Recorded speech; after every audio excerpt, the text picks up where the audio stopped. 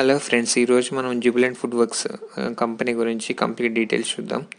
వాళ్ళ బ్రాండ్స్ ఏంటి, బిజినెస్ ఏంటి, వాళ్ళ బిజినెస్ గ్రోత్ ఛాన్సెస్ ఏమో ఉన్నాయి, నెక్స్ట్ వాళ్ళ మేనేజ్మెంట్ ఎవరు, నెక్స్ట్ వాటి యొక్క ఫైనాన్షియల్స్ ఏ లెవెల్స్లో యాడ్ చేసుకోవాలో కంప్లీట్ డీటెయిల్స్ చూద్దాం. సో ఈ స్టాక్ మనం చూసినట్టయితే వీళ్ళ మెయిన్ బిజినెస్ వచ్చేసరికి డొమినోస్ పిజ్జా, డంకిన్ డోనట్స్ అనేది వీళ్ళ మాస్టర్ ఫ్రాంచైజీ అనమాట. సో వీళ్ళు ఏంటంటే టోటల్ ఇండియా వైడ్ వీళ్ళు పిజ్జాస్ కానీ డోనట్స్ కానీ వీళ్ళు ప్రిపేర్ చేయడానికి వీళ్ళకి రైట్స్ అనేవి ఉందన్నమాట. నెక్స్ట్ ఈ కంపెనీ పోర్ట్ఫోలియో మనం చూసినట్లయితే వీళ్ళకి మెయిన్గా ఎగ్దమ్ బిర్యానీ రీసెంట్గా లాంచ్ చేశారు.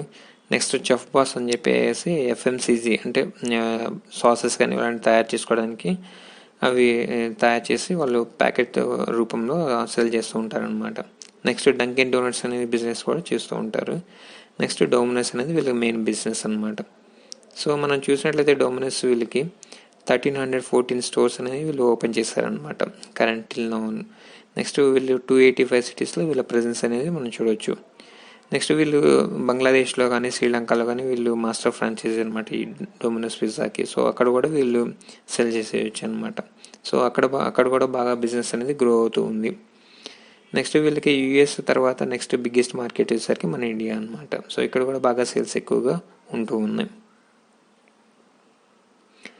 నెక్స్ట్ వీళ్ళ డంకిన్ డోనట్స్ బిజినెస్ మనం చూసినట్లయితే వీళ్ళు ఎక్కువగా డోనట్స్ కానీ లేకపోతే బేవరేజెస్ కానీ బేక్డ్ ఫుడ్స్ కానీ సో ఇలాంటి ఐటమ్స్ అనేది వీళ్ళు తయారు చేసి సెల్ చేస్తూ ఉంటారు. సో వీళ్ళకి 27 డంకిన్ డోనట్స్ స్టోర్స్ అనేది వీళ్ళు ఓపెన్ చేశారనమాట. వీళ్ళు అది 8 సిటీస్లో ఉంది. నెక్స్ట్ వీళ్ళు రీసెంట్గా ఎగ్దమ్ బిర్యానీ అని చెప్పేసి స్పెషల్ బ్రాండ్ ఒకటి తయారు చేసి ఇది కూడా లాంచ్ చేశారు. నెక్స్ట్ వీళ్ళకి హాంగ్స్ కిచెన్ అని చెప్పేసి చైనీస్ ఫుడ్ ఐటమ్స్ ఉంటాయి కదా, సో అలాంటి ఐటమ్స్ తయారు చేసుకోవడానికి ఈ స్టోర్స్ కూడా వీళ్ళు ఓపెన్ చేస్తారనమాట. నెక్స్ట్ వీళ్ళకి చెఫ్ బాస్ అని చెప్పేసి సాసెస్ కానీ లేకపోతే పేస్ట్స్ కానీ సో ఇలాంటివి తయారు చేసి ఈ బ్రాండ్తో వీళ్ళు సెల్ చేస్తూ ఉంటారు. నెక్స్ట్ వీళ్ళ మేనేజ్మెంట్ చూసినా కానీ చాలా స్ట్రాంగ్ మేనేజ్మెంట్. వీళ్ళకి ఓన్లీ ఈ ఫుడ్ వర్క్స్ బిజినెస్సే కాకుండా మిగతా ఈ గ్రూప్ జుబిలెంట్ భారతీ గ్రూప్లో వీళ్ళకి అదర్ బిజినెస్ కూడా ఉన్నాయి అనమాట. Pharma business, Jubilant pharma, life sciences, so ఈ స్టాక్స్ కూడా ఉండడం మనం చూడొచ్చు అనమాట. సో వీళ్ళ మేనేజ్మెంట్ చూసినా కానీ చాలా స్ట్రాంగ్ మేనేజ్మెంట్ కానీ బోర్డ్ ఆఫ్ డైరెక్టర్స్ కానీ చాలా స్ట్రాంగ్గా బిహేవ్ చేస్తూ ఉంటారు అనమాట. నెక్స్ట్ ఈ కంపెనీ ఫైనాన్షియల్స్గా కంప్లీట్ డీటెయిల్స్ చూద్దాం. సో దీని మార్కెట్ క్యాపిటలైజేషన్ మనం చూసినట్లయితే 39,219, కరెంట్ ప్రైస్ వచ్చేసరికి 2,972, 52 వీక్ హై మనం చూసినట్లయితే 3,200, ఇది కూడా రీసెంట్గా రీచ్ అయింది. నెక్స్ట్ స్టాక్ పీఈ చూసినట్లయితే 234, బాగా అంటే హై వాల్యుయేషన్స్లో ఉందని చెప్పి మనం కన్సిడర్ చేయొచ్చు. డివిడెండ్ ఈల్డ్ ఎంతకొంత డివిడెండ్ ఇస్తున్నా కూడా which is positive. Next ROCE కానీ ఆర్ఓఈ చూసినా కానీ 25 అరౌండ్ ఉంది కాబట్టి విచ్ ఇస్ వెరీ పాజిటివ్ అనమాట. నెక్స్ట్ ప్రమోటర్ హోల్డింగ్ కూడా అరౌండ్ 42% ఉంది కాబట్టి విచ్ ఇస్ పాజిటివ్ అని చెప్పి మనం కన్సిడర్ చేయొచ్చు. నెక్స్ట్ ప్రాఫిట్ గ్రోత్ కానీ సేల్స్ గ్రోత్ కానీ పాజిటివ్గా ఉంది. నెక్స్ట్ డెట్ చూసినట్లయితే 1,600 ఉంది కాబట్టి విచ్ ఇస్ పాజిటివ్గా మనం కన్సిడర్ చేయొచ్చు. కానీ డెట్ టు ఈక్విటీ రేషియో చూసినట్లయితే 1.45 ఉందన్నమాట. అంటే ఏంటంటే లాంగ్ టర్మ్ డెట్స్ అనేది కొంచెం ఎక్కువగా ఉన్నాయని చెప్పేసి మనకి కన్సిడర్ చేయొచ్చు. వీళ్ళు రీసెంట్గా ప్లెడ్జ్ అనేది చేశారు, 2% అరౌండ్ ప్లెడ్జ్ చేశారు. వీళ్ళు ప్లెడ్జ్ చేయడానికి రీజన్ ఏంటంటే బిజినెస్ ఎక్స్పాన్షన్ కానీ అదర్ స్టోర్స్ ఓపెన్ చేసుకోవడానికి కానీ లేకపోతే అదర్ కంట్రీస్లో కూడా వీళ్ళు ఫ్రాంచైజీ బిజినెస్ అనేది తీసుకోవాలనుకుంటున్నారు. సో దానివల్ల కొంత క్యాపిటల్ కావాల్సి వచ్చి వీళ్ళు కొంత ప్లెడ్జ్ చేశారనుకోవచ్చు. నెక్స్ట్ దీని స్టాక్ ప్రైస్ మనం చూసినట్లయితే లాస్ట్ 1 ఇయర్గా అరౌండ్ 1,200 ఆ లెవెల్స్లో ఉందన్నమాట, మార్చ్ ఏప్రిల్ ఆ టైంలో. సో అక్కడి నుంచి బాగా ఇంక్రీజ్ అవుతూ కరెంట్ 3,000 లెవెల్స్లో ఉంది. సో దీని యావరేజ్ పీఈ మనం చూసినట్లయితే అరౌండ్ 76% అనేది ఉందన్నమాట. సో దీని యావరేజ్ పీఈ అరౌండ్ 76-80 ఉంది కాబట్టి సో కరెంట్ వాల్యుయేషన్స్లో కూడా హై వాల్యుయేషన్ ఉంది చెప్పి మనం కన్సిడర్ చేయొచ్చు అనమాట. సో సేల్స్ మార్జిన్ ఇవి కూడా చూసినట్లయితే బాగా ఇంక్రీజ్ అవుతూ ఉన్నాయి, so which is positive.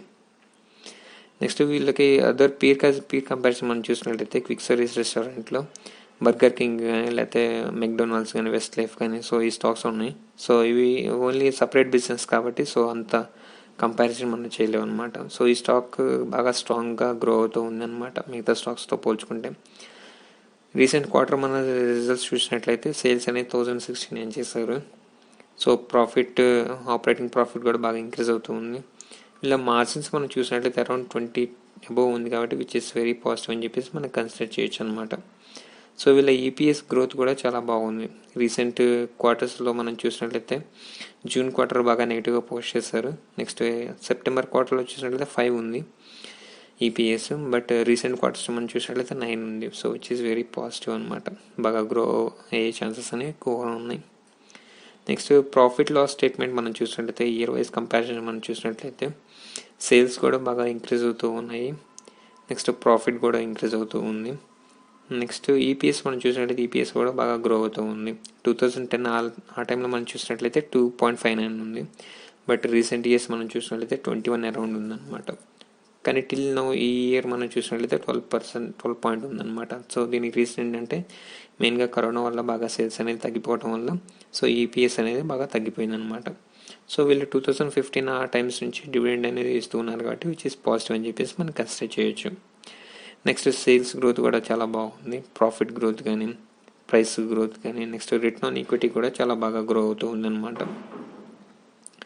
Next వీళ్ళ బ్యాలెన్స్ షీట్ మనం చూసినట్లయితే వీళ్ళ బ్యాలెన్స్ షీట్లో బారోయింగ్స్ మనం చూసినట్లయితే 2019 వరకు వీళ్ళ బారోయింగ్స్ కూడా 0 ఉండేవి. కానీ అక్కడ నుంచి కొంత బారోయింగ్స్ తీసుకొని నెక్స్ట్ రిజర్వ్స్ కూడా కొంచెం పాజిటివ్గా బాగానే ఉన్నాయి. బారోయింగ్స్ అనేది కొంచెం ఇంక్రీజ్ అయింది అనమాట. దీనికి మెయిన్ రీజన్ వీళ్ళ బిజినెస్ ఎక్స్పాన్షన్ కానీ కొంత లోన్ అనేది తీసుకొని ఉండొచ్చు. సో దానివల్ల బారోయింగ్స్ అనేవి పెరిగిపోతూ ఉన్నాయి. సో బిజినెస్ ఎక్స్పాన్షన్ కోసం బారోయింగ్స్ తీసుకుంటే ప్రాబ్లం ఉండదు, విచ్ ఇస్ పాజిటివ్ అని మనం చూడొచ్చు అనమాట. ఎందుకంటే బిజినెస్ గ్రో అయితే ఆటోమేటిక్గా ప్రాఫిట్స్ అనేది ఫ్యూచర్స్లో బాగా గ్రో అవ్వచ్చు కదా. నెక్స్ట్ క్యాష్ ఫ్లో స్టేట్మెంట్స్ కూడా ఆపరేటింగ్ క్యాష్ ఫ్లో కూడా బాగానే పాజిటివ్గా ఉంది. నెక్స్ట్ ఇన్వెస్టింగ్ కూడా ఎంత కొంత చేస్తూ ఉన్నారు కాబట్టి విచ్ ఇస్ పాజిటివ్ అని చెప్పేసి మనం కన్సిడర్ చేయొచ్చు అనమాట. నెక్స్ట్ రేషియోస్ కూడా ఆర్ఓసి రేషియో కానీ డిబేటర్ డేస్ కానీ ఇవి కూడా బాగా పాజిటివ్గా ఉన్నాయి. సో ఈ డిబేటర్ డేస్ అంటే ఏంటంటే వన్స్ ప్రొడక్ట్స్ తయారైన తర్వాత ఆ ప్రొడక్ట్ని సెల్ చేస్తే మనకు మనీ ఎన్ని డేస్లో వస్తుందని చెప్పేసి. సో మిగతా కొన్ని స్టాక్స్ చూసినట్లయితే మనకి 50, 100 అలా ఆ రేంజ్లో ఉంటుంది. బట్ ఈ స్టాక్ వితిన్ 2 to 3 డేస్లో మనకి మనీ వస్తుంది కాబట్టి విచ్ ఇస్ పాజిటివ్ అని చెప్పేసి మనం కన్సిడర్ చేయొచ్చు. నెక్స్ట్ ప్రమోటర్ హోల్డింగ్ ఇది కూడా మనం చూసినట్లయితే అరౌండ్ 42% ప్రమోటర్స్ హోల్డ్ చేస్తూ ఉన్నారు. So which is positive. Next FIS holdings కూడా బాగా ఇంక్రీజ్ అవుతూ ఉందన్నమాట. సో రీసెంట్గా మనం చూసినట్లయితే మార్చ్లో 30% ఉండేది, బట్ 39% రీసెంట్ క్వార్టర్గా 39% ఉందన్నమాట.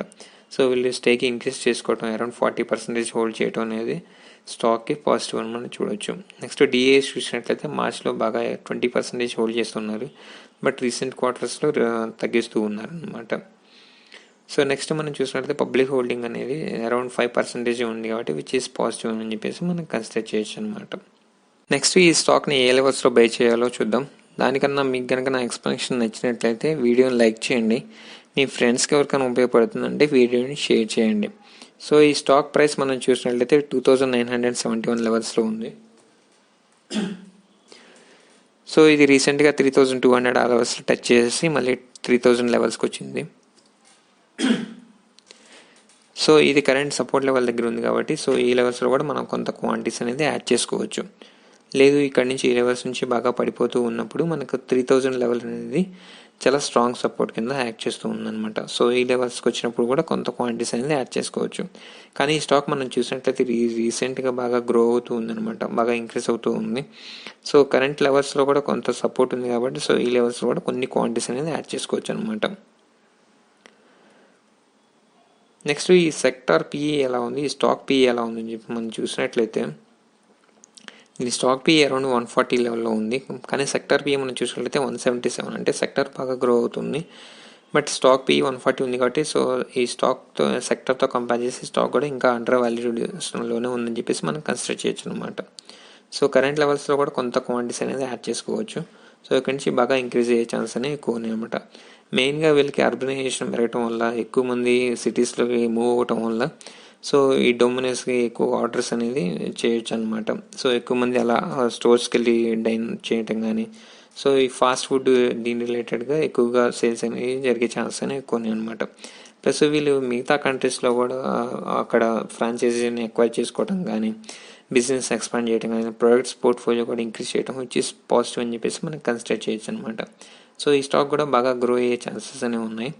మీరు ఈ స్టాక్ని వాచ్ లిస్ట్లో యాడ్ చేసుకొని డిప్స్ వచ్చినప్పుడు కంటిన్యూస్గా ఇన్వెస్ట్ చేయడం అనేది బెస్ట్ ఆప్షన్ అవుతుంది అనమాట. That's it about this video. Thank you.